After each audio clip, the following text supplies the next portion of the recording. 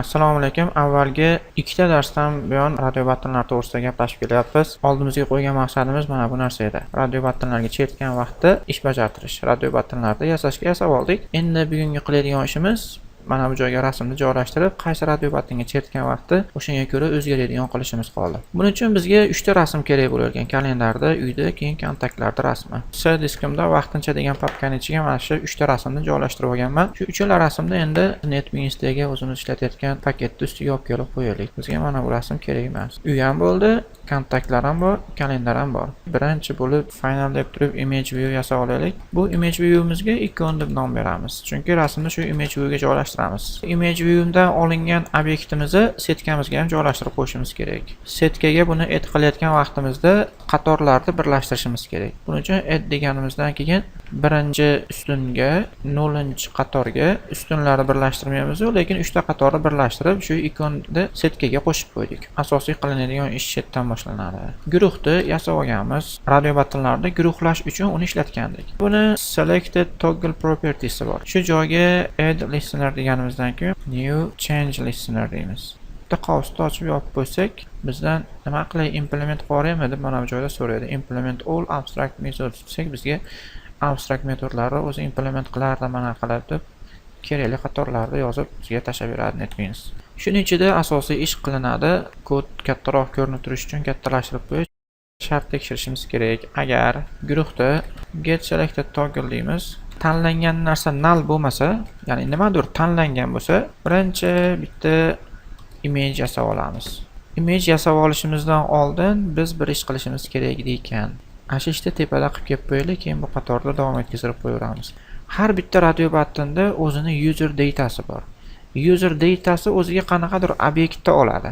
Masalan, radio batton 1da set user data deb turib o'zimiz user data o'rnatsak bo'ladi.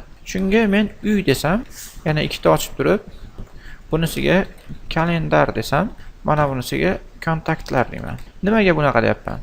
Bunaqa deyotganligim sababi shundaki, mana bu uy. Bu yerda ham uy bor.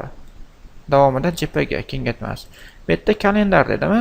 Radio batton 2nikini kalendar deyman. Radio batton 2niki kalendar JPG bo'ladi. Radio batton 3ga kontaktlar desam, kontaktlar JPG menda bor.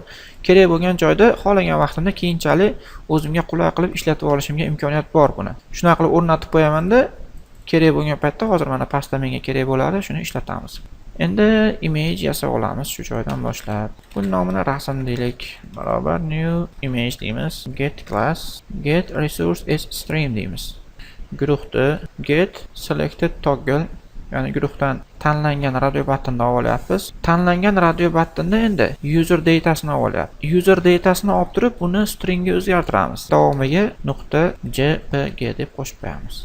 Undan keyin ikonga set image deb o'zimiz olgan rasmimizni qo'yib qo'yamiz. Kodning asosiy qismi shu. Hozir nima qildik? Har doimgidek image yasadik, lekin konstruktorning ichida bitta xiyla ishlatdik. Xiylamiz shundan iboratki, get resource as streamning ichiga har doim biz rasmni faylini ko'rsatardik, to'g'rimi? O'zimiz joriy papkamizdagi rasmni joylashtirardik. Lekin rasmni olayotgan vaqtda guruhning ichidagi tanlangan radio battonni olib turib, bu tanlangan radio battonda user datasini stringga o'zgartirib olyapti. Stringga o'zgartirib olib, davomiga JPG ni qo'shib qo'yapti. Bizda masalan user datasi uy bo'ladigan bo'lsa, uy JPG bo'lib qoladi endi. Kalendar bo'ladigan bo'lsa, kalendar JPG bo'lib qoladi. Kontaktlar bo'ladigan bo'lsa, kontaktlar JPG bo'lib qoladi. Kodni ishga tushirib ko'ramiz. Ishga tushirib ko'rsak, mana kalendar tanlasam, kalendar chiqyapti. Kontaktlarni tanlasam, kontaktlar, uyni tanlasam, uy. Qaysi menga kerakli yozuvni tanlasam, mos keladigan rasm ikonga kelib tushyapti. Ikonda makka joylashtirgandik. Shu bilan keyingi darsimizda ko'rishgunimizcha xayr, salomat bo'linglar.